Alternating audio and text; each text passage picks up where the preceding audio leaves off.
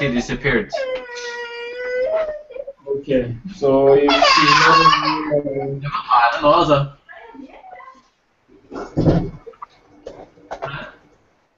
okay, I mean if she's not online at that time, then we'll just continue.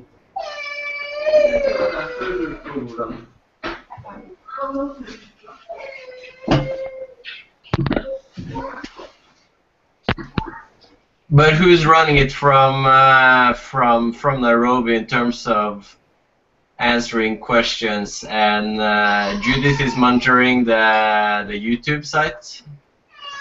Judith and forgot her name, Francesca. Francesca, they're monitoring the questions. And they'll be sharing the questions, and then we'll get taking turns to answer questions. Okay, we have one last. Okay. I mean, if she's not online at that time.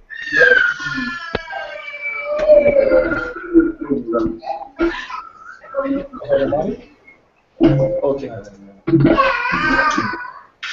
Questions, and Judith is monitoring from Nairobi in terms of.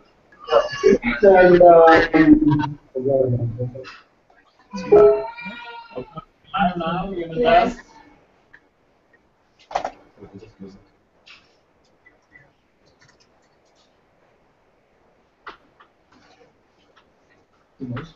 No. You're talking to me. Okay. Okay, John Andreas, you may begin. We're live. Okay. So welcome all of you who's watching us on YouTube. I hope we have a good number of people out there. This hangout is the first ever in history that the Youth Fund is trying to reach out to the whole youth community to be able for you to ask us questions on the application procedure and any other questions around the Youth Fund. We are having our whole team online here in Nairobi and in Norway, and we also have people from our gender unit to answer more gender-specific questions for youth groups who's wondering on this. How this session is going to be is you are watching us on YouTube, since only a few of you could have been on Hangout. So you will post your questions in the comment field, and we have people sitting monitoring and reading all your questions and taking note of this. Throughout the session, various people in the group will answer your questions. And if you feel your question is not answered, please feel free to make another comment. The Youth Fund is currently having its 6th call for applications. We started back in 2009 and have grown ever since. Yearly, more than 8,500 are logging into the application system, starting their applications. A lot of you have perhaps tried before, but either you've been successful or not. You're of course welcome to try again this year. It's a very tough competition. For the 8,000 groups that's starting, only about 40 of you will be successful in the end. So it's a very tight competition. What we are looking for is innovative, new ideas and thinkings around the youth empowerment and how youth groups like yourself on the ground can be a part of changing your communities, changing the national policies in the world to make youth participate in decision-making process and economic development in a better way. We are not looking at how fancy you are writing your application, or if you're using the right development lingo and using the buzzword. What we are looking for is the idea that you and your group is sitting with. What's the basic idea in your proposals, and also We are providing you with templates for the project structure. We're providing you with templates for a budget, which is very easy. And you're supposed to use those templates. And if you do, it's a much easier task to develop this. What you should consider is how can you ensure that the budget and the project structure you are developing are linked together. So if you have an activity in your project structure, that activity should be found in the budget as well, as long as it costs any money, and most likely it will. The application as such is a PDF document you will download from the application system. It's very important that you log into the web portal at www.unhabitatyouthfund.org, where you register and then subsequently download the PDF. The reason why this is important is that the PDF you download is tagged, you could say behind the scene, in the file. It's tagged to your registration, so you cannot just take a PDF from another group that have previously logged in. So it's very important that you log in and download the PDF from the application system. After you've done that, you can sit on your computer. You do not have to be online. You can sit working on this as much as you want until 15 April. 15 April is the deadline for the Youth Fund. Experience and history has shown that the last day and the last half day before the deadline, the server will experience heavy traffic. This will make it harder to submit your proposal. I would strongly encourage you to upload your proposal the 14th the latest, because then you would avoid any problem with heavy traffic. You can think about when you and a couple of thousand other are continuously trying to upload everything on the server the last couple of hours. It's going to create very heavy traffic, and that will potentially take down the whole server. So please don't wait until the last minute. Also, already now it's 1 month and a couple of days until deadline. Please make sure that you have all the necessary paper that you need. You need to have a scanned copy of your registration certificate. You need to have a list of your management team and your board members with the age and the gender, and also have all these documents ready before you're sitting there at the last hour trying to upload. The application portal will close after the deadline. It will not be possible to log in and upload your application anymore. So then you have to wait for next year. So please, 15 April is the deadline, and this is nothing you can change. And even though you're sending us tons of emails saying that please extend, unfortunately there will be a lot of thousand others that managing the deadline, so we will not take that into consideration. Throughout the session, please ask questions.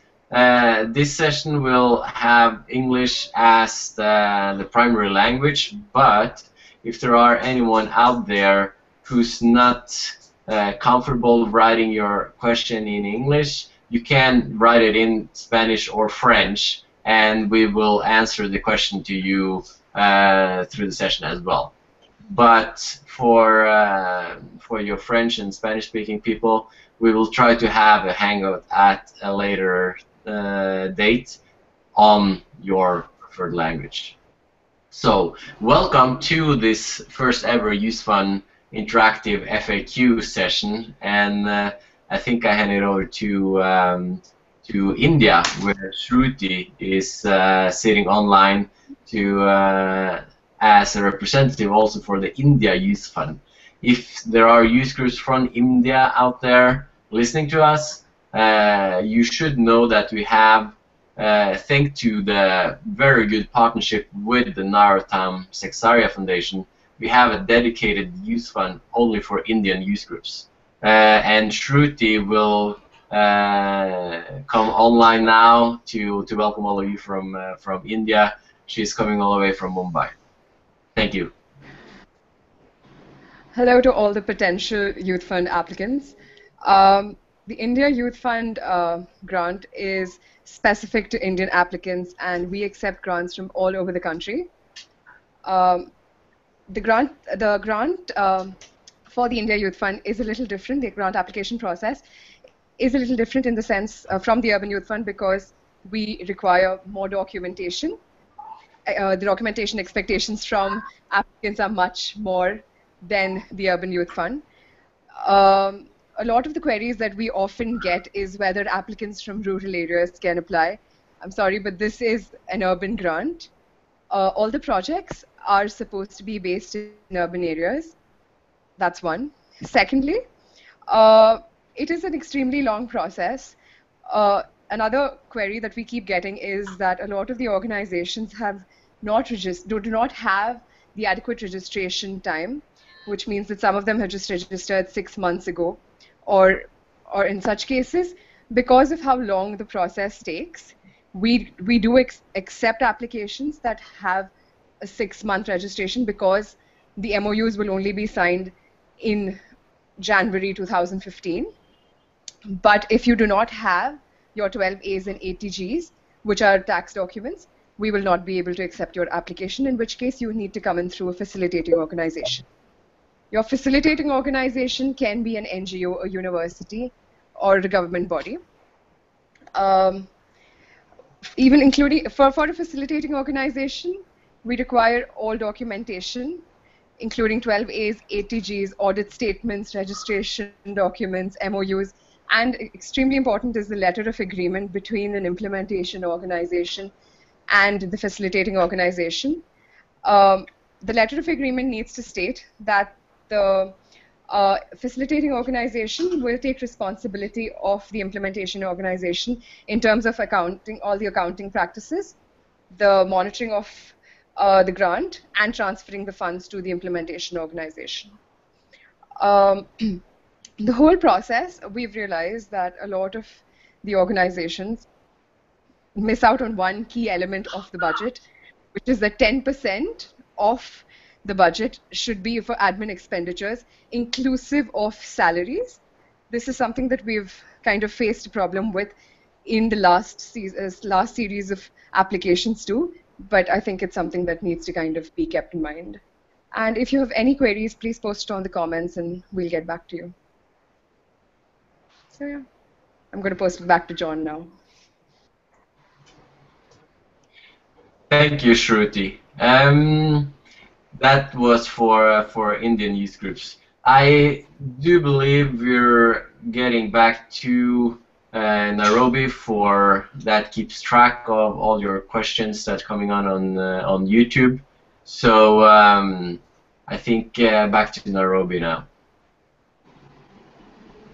Okay, right now, Mr. Joe will talk about the gender component. This year we have special interest in having a gender component, or projects that deal with gender, focus on gender equality in their projects. So Mr. Joe will talk about the different components that are required and what this all means when we have a gender-focused project. Thank you. Thank you. I'm Joe Regan from the Gender Equality Unit in Untitled. And as of this year, we have an interesting new component of the Youth Fund, focusing on gender equality and women's empowerment. Now, as I said, it's a new theme, and we are talking about the empowerment of women and girls, but also on gender equality. And it will be quite interesting to see what projects that you can come up with this is a way of, which is really interesting with the Urban Youth Fund, is that it's really up to you who are applying to see what you would like to come up with, the ideas to come up with, and then of course there's a strong competition, but we were really interested to see what innovative things you can come up with. Just on the gender equality, please remember that gender equality is about women, but it's also about men. Sometimes when we talk about gender equality, we tend to forget that we need to have the men and the boys involved as well. So that's something you can think about as well when you're planning some projects. Okay, thank you. So, some questions right now? So now we'll move on and answer a few of the questions, and you continue to bring your questions. We write them on the YouTube site, and we'll try to answer as many as we can. And our colleagues here will be mentioning the questions, and we'll take turns answering them. Thank you. Thank you very much for your questions and comments. So the first question from Taco. I would like to know why we didn't receive yet an answer after submission of our requests. So I will give this question to Priscilla to comment about it. Oh, yes. So basically, when you send in your application and you have completed your application, we here, because of the great number of applications that we receive, we do not give feedback to individual applications.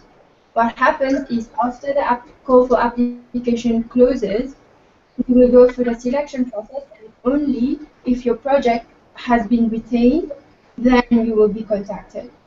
But we don't give feedback on projects just like that. Anything you want? Maybe No, that's good. The second question is by Dickens. He said that he's a co-founder of an organization in Kenya about country arts, heritage, and economic empowerment projects. And he has developed a financial solution to youth. I would love to present it. I wonder, he said, if there is a channel we can follow to present his new idea. It has not been tried anywhere, and I believe it will offer more solutions to the challenges we face as young people.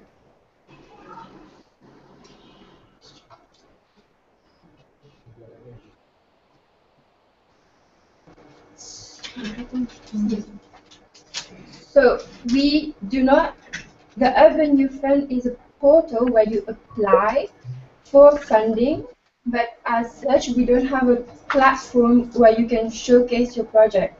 For that, we would advise you to try and join the different youth networks that exist and the youth platforms that exist, so that you can connect with other people and then talk about your ideas. But our portal, the Urban Youth Fund, is specific to the funding that Habitat does, and is, unless your project is selected, then you are not showcased. Did I? Yeah. The third question from Jida, that he's a coordinator of a youth-led organization and he would like to understand the difference between a youth-led organization and a youth organization. A youth-led organization means the management team has to have a majority of the people involved under 32 years of age. So the management team, the people who are working on the ground in the organization. And then the board must have a minimum of 25% of young people who should be under 32 years of age. That's what we mean by a youth-led organization. Okay. The fourth question by Otin is said, I have a problem with the UN Habitat. Why not support upcoming organizations instead of supporting organizations which already have the funds? If you say that the Urban Youth Fund is about job creation. We have 4 projects running, but we lack support. How can UN Habitat help us? How can it be easy for small projects like ours to access the funds or the UN Habitat targets only big organizations? We do not differentiate between small organizations or large organizations. The main or basic criteria are the organization needs to have a minimum of 1 year registration. So they have to have a certificate that says at least 1 year registered. If they're not 1 year registered, they can apply with what we call a facilitating organization. This can be a large organization. They apply as a partner, where the funds and the contract is signed between your Habitat and this organization. And then the youth organization will still be involved in the project as an implementing organization. So regardless of the size of the organization, whether it's small or large, as long as you are eligible with the criteria, it's important that you read the frequently asked questions and the application guidelines. If you fit in those criteria and rules, then anybody can apply. Great. So the next question from Bwire Shikuku in Kenya. She says, I am from West Health Solution Youth Group in Busia County, which is highly prevalent to poverty and drug abuse among young people in this bordering and Fisher Community County. Can we apply?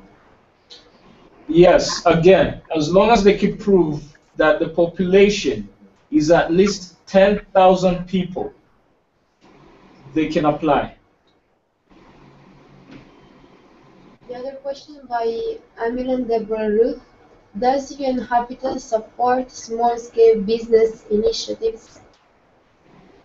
The Urban Youth Fund does not support small business initiatives, but we support projects that are led by young people, whether it is in establishing business, but if you're running a business, we don't give support for that.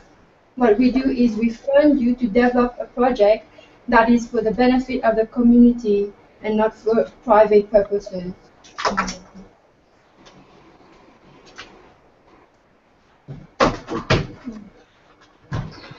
Okay, next question from Mikhail. Can the organizations that have already benefited from the fund apply again for this year?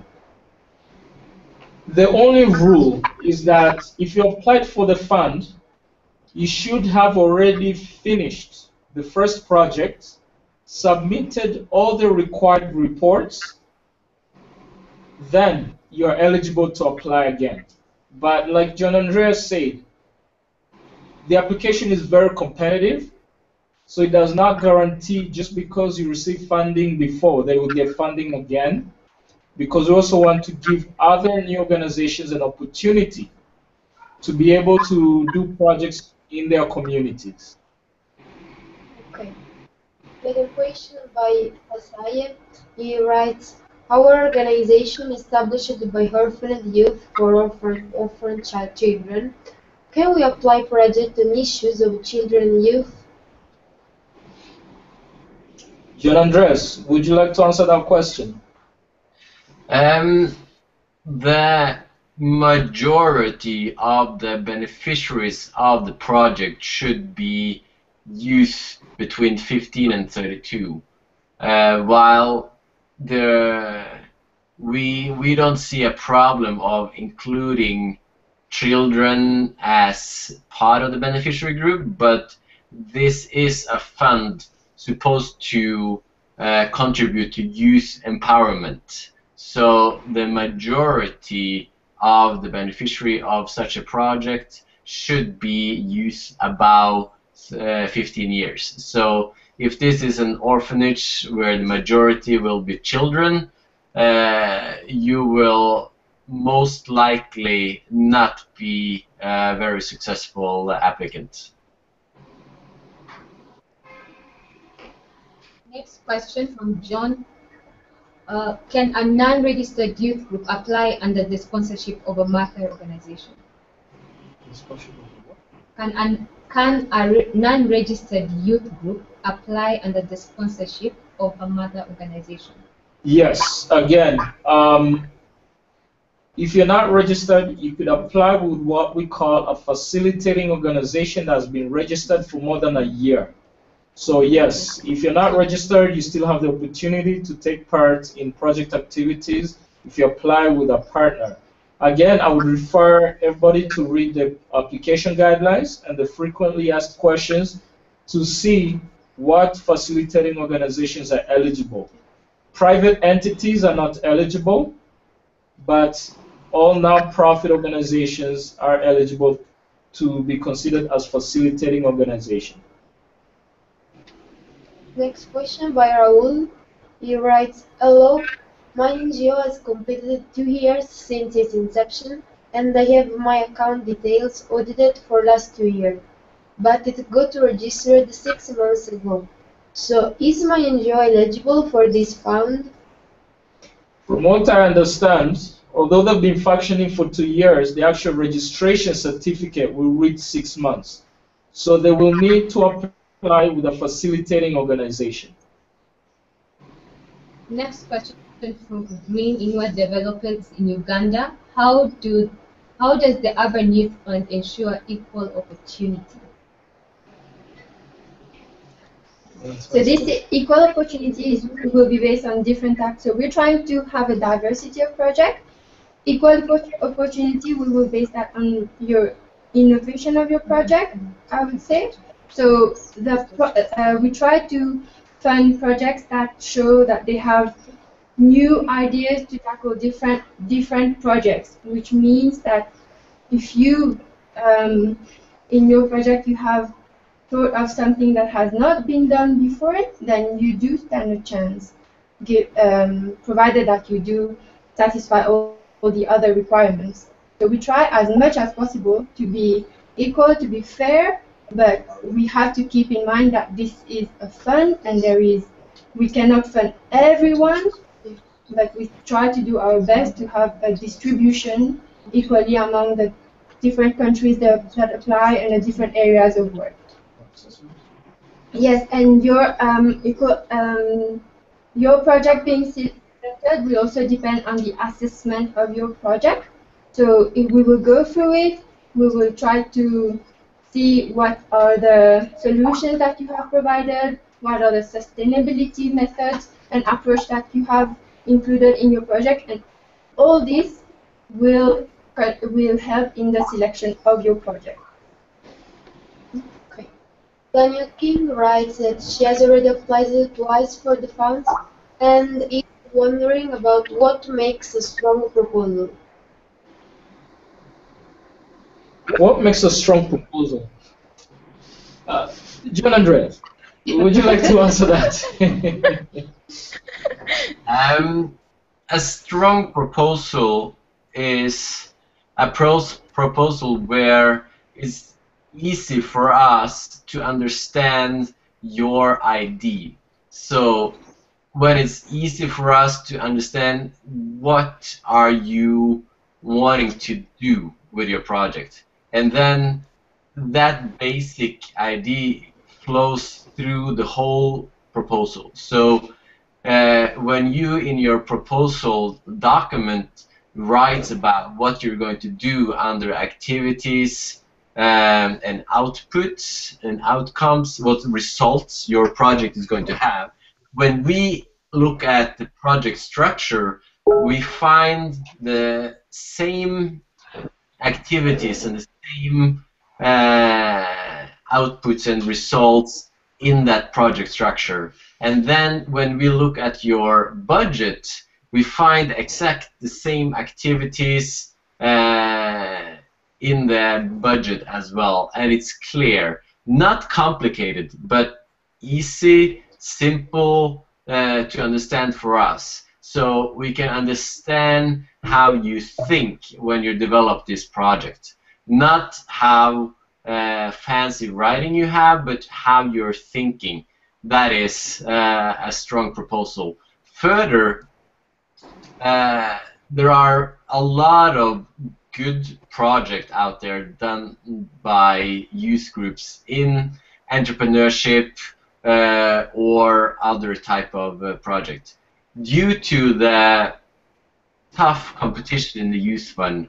If you have what you say an average entrepreneurship project where your groups is doing an amazing job, but the project you're applying to us is you're going to train X number of youth in entrepreneurship, and then they're setting up as their own small job.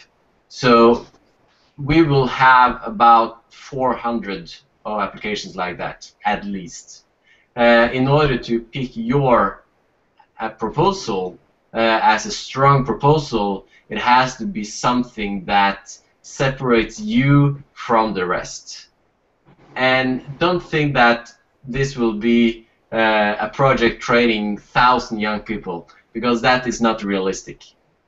So a strong proposal is ambitious, but yet is realistic. And in your proposal, you have it's measurable. So you have thought through how will you measure the success of your project. So what type of indicators can you develop?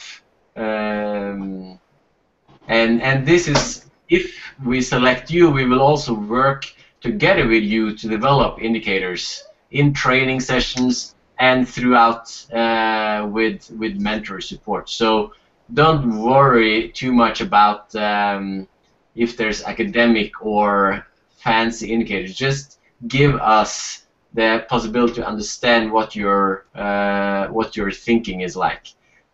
So you have it's achievable. So be ambitious, but be realistic as well. What's achievable within the resources? And at the end, please, it just looks stupid when you have in a budget saying that your phone bill is going to be $367 just to make exactly 25,000. We understand that you can never estimate a 1-year phone bill down to $1. Then it just looks like you're cooking up your budget. So that would not be a strong proposal. The next question is on gender. Is a project led by women but targeting both men and women considered to be gender sensitive? Thank you for the question.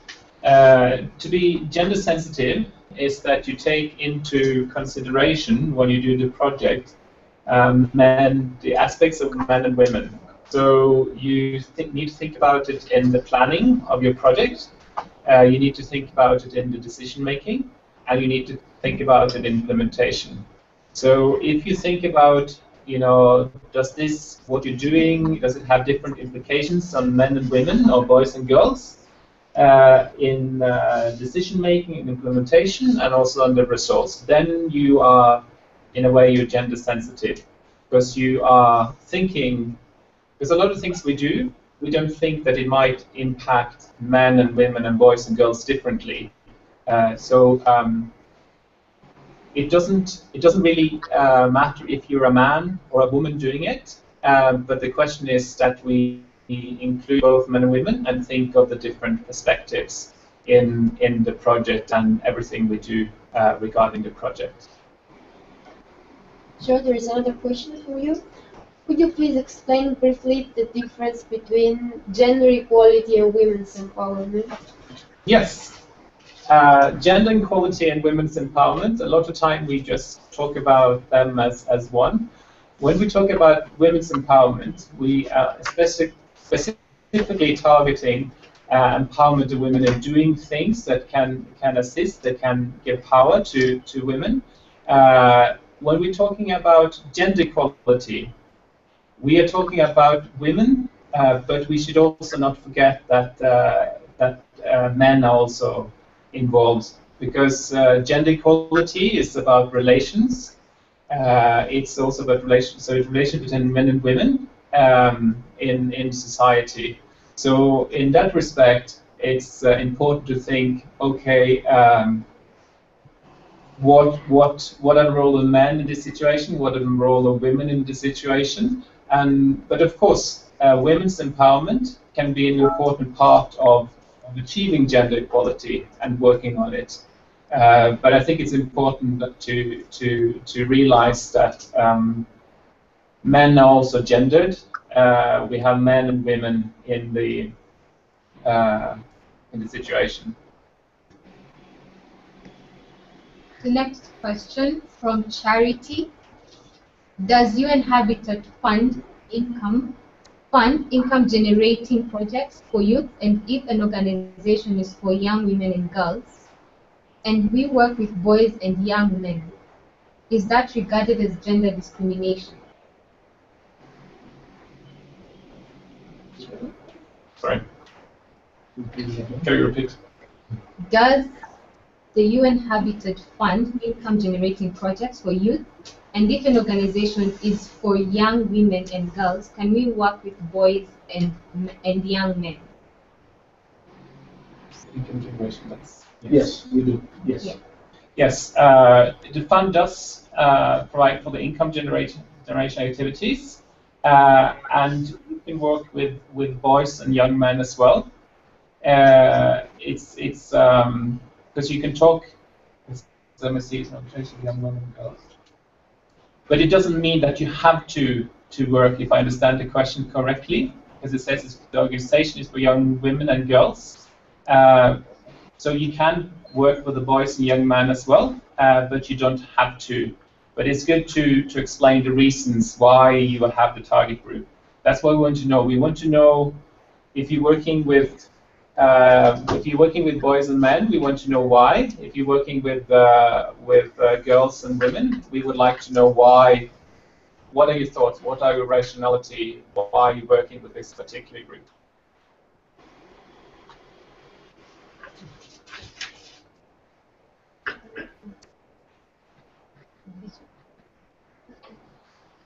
Joe, last one. How do you incorporate gender sensitivity in activities? Could you provide some examples? Okay, gender sensitivity in activities.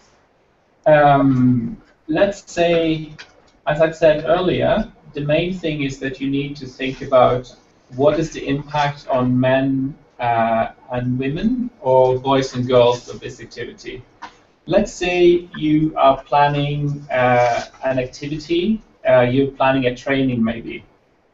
In your situation, have you planned, are boys and girls able to take part? In some context, for example, the girls may not be able to take part unless you make sure that the arrangement is safe for the girls, so the parents will allow them to go. These are the things you need to take into consideration when you're planning. So, because you can say, okay, the training will be open for both girls and boys, but if you haven't taken into consideration what you need to do, so they're actually able to take part, then you are using a gender-sensitive approach to it. You just think, okay, men and women, girls and boys, will they actually be able to take part?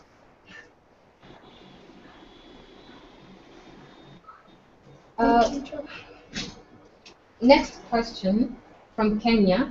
So climate change is a major issue. Is this being addressed? And how do you incorporate gender in this? Yes, we have not had many projects that deal with climate change, but we are aiming to get climate change as part of the project proposals. So we hope we'll get some proposals that deal with climate change. In regards to how do you incorporate gender sensitivity into climate change, I will leave that to Joe as our gender expert to answer that question. Gender sensitivity into climate change. That's a really interesting aspect. It's not explored a lot. So we are really interested in looking at what you could come up with in your local setting. Because basically you're looking at, in your local setting, what impact, is there any different impact on boys and girls or men and women from climate change? And then are there any different things you need to do to solve the situation or see what you can do in the local setting? So it would be really interesting to see what you can come up with in terms of gender sensitivity with climate change.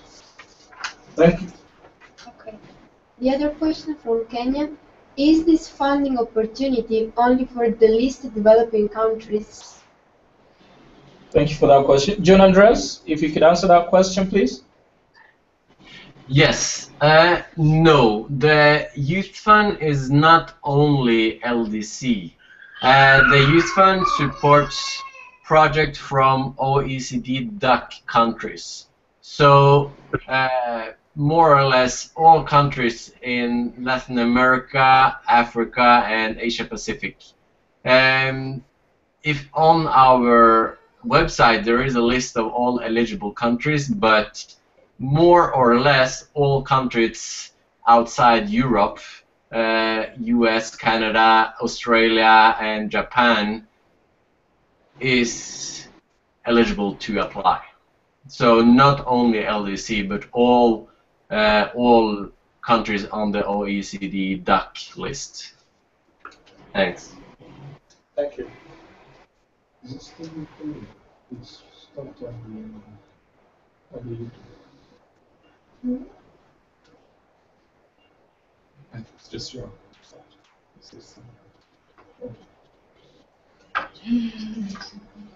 Next question.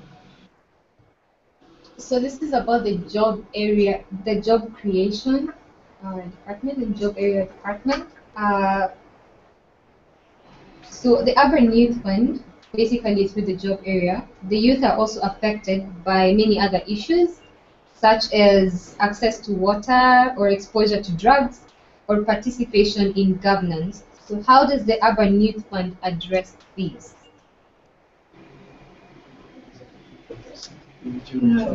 So the Urban Youth Fund says that it focuses on the livelihoods of youth, and livelihoods does not only include job creation. It also includes all these issues that have been addressed, that have been posed by this person. And the Urban Youth Fund addresses these through the different thematic areas of work of youth and habitat.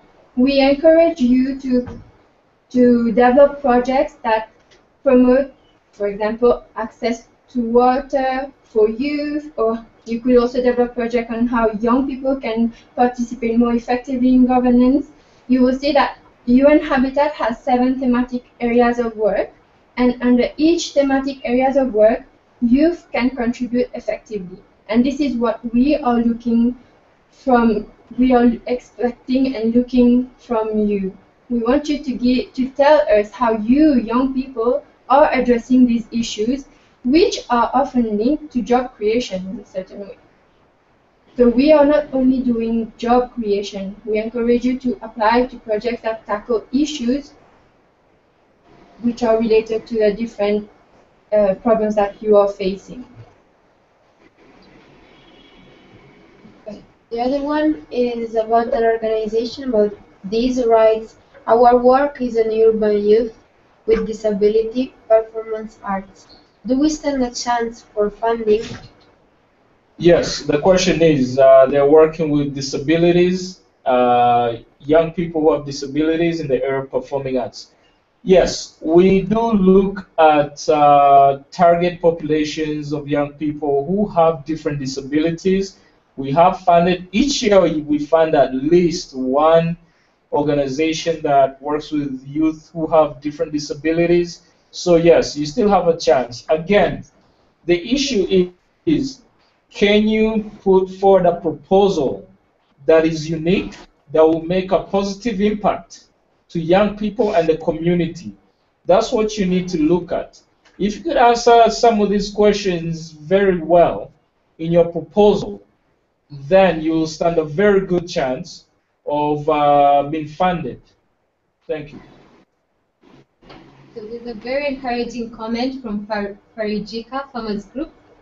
She said that she's very impressed that this forum keeps everybody updated and will recommend that such interactions be scaled up. Thank you very much. Thank you. Thank you. So, so we're still waiting for questions to stream in. Okay. So since we've answered all the questions, we've gone through all the questions, we've answered them. I know there was one comment, someone asking if they're able to speak. Unfortunately, we're not able to get audio questions posted, so it's easier if you just post your questions on the YouTube chat and comment area. We shall take a break for about 10 minutes. Exactly 10 minutes, we'll be back online to pick up more questions, and then we shall continue this question and answer section. Thank you.